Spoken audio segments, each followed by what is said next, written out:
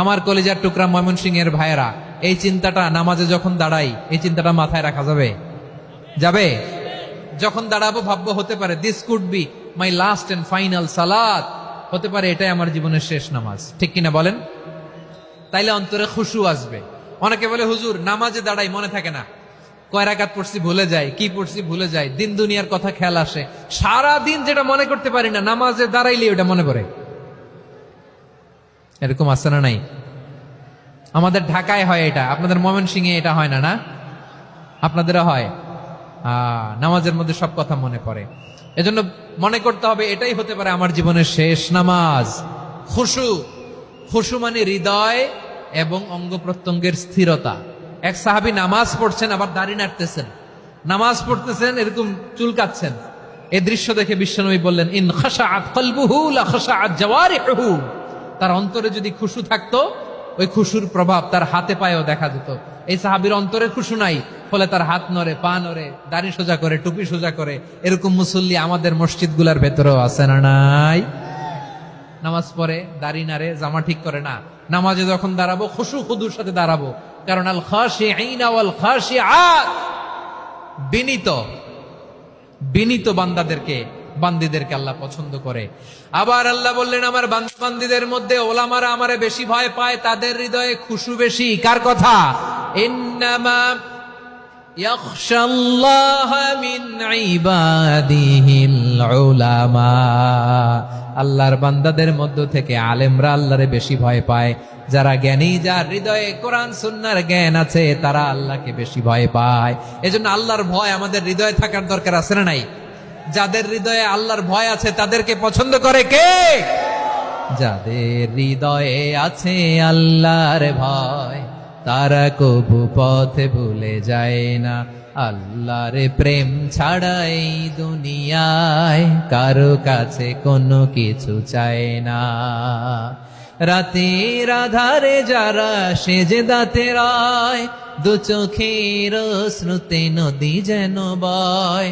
ছলনার হাতছানি যতই আসুক, পেছনে ফিরেও সে তাকায় না। পড়েন সবাই। যাদের হৃদয়ে আছে আল্লাহর ভয়, তারা কবু পথ ভুলে যায় না। আল্লাহর প্রেম ছাড়া এই দুনিয়ায় কারো কাছে কোনো কিছু চাই না, ঠিক কি না? আল খাশিঈন আল খাশিআত, আমাদের হৃদয়টা থাকুক আল্লাহর ভয় দিয়ে সমৃদ্ধ। আমরা চাই কি চাই না? আল্লাহর ভয় যার হৃদয়ে থাকে সে কখনো পদস্খলিত হয় না, পদচ্যুত হয় না, ঠিক কিনা বলেন? তাহলে খাশিঈন খাশিআত। 7 নম্বরে আল্লাহ বললেন, আল মুতাসাদ্দিকিন ওয়াল মুতাসাদ্দিকাত, আমার প্রিয় বান্দা তারা যারা দান করে, দানশীল নারী এবং পুরুষ যারা দেয়, যারা দান করে তাদেরকে আল্লাহ পছন্দ করে। আপনারা দান করেন তো? হ্যাঁ, নাকি পকেট থেকে হাত বেরোয় না? বের হয়। মুক্ত হস্তে দিবেন আমার ভাইয়েরা, মুক্ত হস্তে। আল্লাহ সুদকে ধ্বংস করে দেয় আর দানকে বাড়িয়ে দেয়। সুদের সাথে আমাদের কোনো সম্পর্ক না। আল্লাহ বলেন, ইয়ামহাকুল্লাহুর রিবা ওয়া ইউরবিস সাদাকাত। আল্লাহ সুদকে ধ্বংস করেন, দানকে বাড়িয়ে দেন। পকেট থেকে দিয়ে দিলাম, মনে হয় কমে যায়, আসলে কমে না, বাড়ায় দেয় কে? মনে হয় কমে গেছে, আসলে বাড়ায় দেয় কে? আপনি দিলে আপনারে দিবে কে?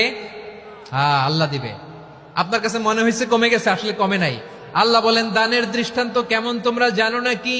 মাসালুল্লাযীনা ইউনফিকুনা আমওয়ালাহুম ফি সাবিলিল্লাহি কামাসালি হাব্বা আম্বাতাত সাবআ সানাবিলা ফি কুল্লি সুমবুলাতিন মিআতু হাব্বা ওয়াল্লাহু ইউদাঈফু লিমান ইয়াশাউ ওয়াল্লাহু ওয়াসিউন আলীম। আল্লাহ বলেন, সম্পদের মায়া ছেড়ে তুমি যে মসজিদের দান বক্সে দান করো, তুমি যে মাহফিলের এই অনুষ্ঠানে দান করো, তুমি যে গরিবের হাতে টাকা তুলে দাও, তোমার এই দানের দৃষ্টান্তটা হলো একটা চারা বীজের মতো। যেই চারা বীজ মাটিতে রোপণ করে দিলে 60টা শীষ গজায়, প্রতি শীষে হয় শত শস্য দানা। আল্লাহ যারে চায় তেমনি বাড়িয়ে দেয়, তিনি যাকে মন চায় তাকে প্রাচুর্যতা দেয়। সুবহানাল্লাহ, ওয়াসিউন আলীম।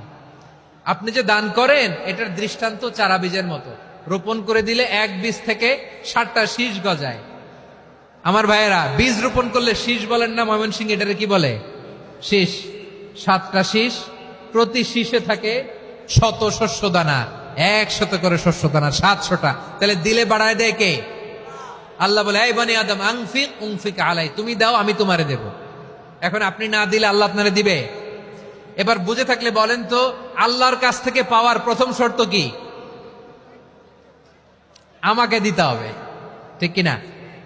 বেলাল রাদিয়াল্লাহু তাআলা আনহু, মদিনার সবচেয়ে গরীব সাহাবী, বিশ্বনবী বলেন আনফিক বেলাল, ও বিলাল তুমিও দাও।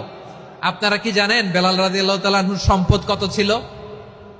বেলাল রাদিয়াল্লাহু তাআলা আনহুর মূল সম্পদের পরিমাণ ছিল মাত্র একটা লুঙ্গি। একটা কি? এক লুঙ্গি যার মালিকানায় আছে, তার বিশ্বনবী বলতেন দাও আমি বাড়ায় দিব, দাও বাড়ায় দিব। আরশের অধিপতির কোনো কমতি নাই। আল্লাহ বলেন, তোমাদের গোটা পৃথিবীর সব মানুষের যার যেটা লাগে সবও যদি দিয়ে দেয়, আমি আল্লাহর ধন ভান্ডারের 1 ইঞ্চিও কমবে না। চিল্লায় পড়েন আল্লাহু আকবার। এজন্য আল্লাহ বললেন, মুতাসাদ্দিকিনা ওয়াল মুতাসাদ্দিকাত, দানশীলদেরকে আমি ভালোবাসি। 7টা চলে গেল। 8 নম্বরে আল্লাহ বললেন, ওয়াসসাইমিনা ওয়াসসাইমাত, রোজাদারদেরকে ভালোবাসি। আজকে রোজা রাখছেন? হ্যাঁ রাখছেন না? মাশাআল্লাহ মাশাআল্লাহ। সিয়াম পালন করবেন, সিয়ামের সওয়াব আল্লাহ নিজ হাতে দেবেন। সেই স্টপ স্টপ, সামনে আসবেন না, স্টপ, পেছনে পেছনে পেছনে। আচ্ছা শেষ করে দিচ্ছি। 8 নম্বরে রোজাদারদেরকে আল্লাহ ভালোবাসেন, রোজাদার নারী ও পুরুষ। 9 নম্বরে হাফিজিনা ফুরুজাহুম ওয়াল হাফিজাত, যারা লজ্জাস্থানের হেফাজত করে, দৃষ্টির হেফাজত করে, অসংলগ্ন জায়গায় দৃষ্টি দেয় না, আল্লাহ তাদেরকে পছন্দ করে। সব শেষে ওয়াযাকিরিনাল্লাহ কাসীরা ওয়াযাকিরাত, যারা সময় পেলেই আল্লাহর জিকির করে। চেয়েছিলাম মনটা ভরে আয়াতের পুরো তাফসীর করব, সম্ভব হচ্ছে না। এই 10টা বৈশিষ্ট্য আল্লাহ তাআলা বড্ড পছন্দ করেন। ইসলামের সব মৌলিক অনুষঙ্গ এখানে চলে এসেছে। আমরা যেন আল্লাহর আইনের সামনে আত্মসমর্পণ করতে পারি, আমরা যেন পাক্কা ইমানদার হতে পারি, আমরা যেন বিনীত হতে পারি, আমরা যেন লজ্জাস্থানের হেফাজত করতে পারি, রোজা রাখতে পারি, দান করতে পারি, আমরা যেন আল্লাহকে সবসময় স্মরণ করতে পারি। আল্লাহ আমাদের তৌফিক দান করুক। সবাই পড়ি আমিন। হাযা মা ইনদি ওয়াল ইলমু ইনদাল্লাহি আলাইহি তাওয়াক্কালতু ওয়া ইলাইহি উনীব।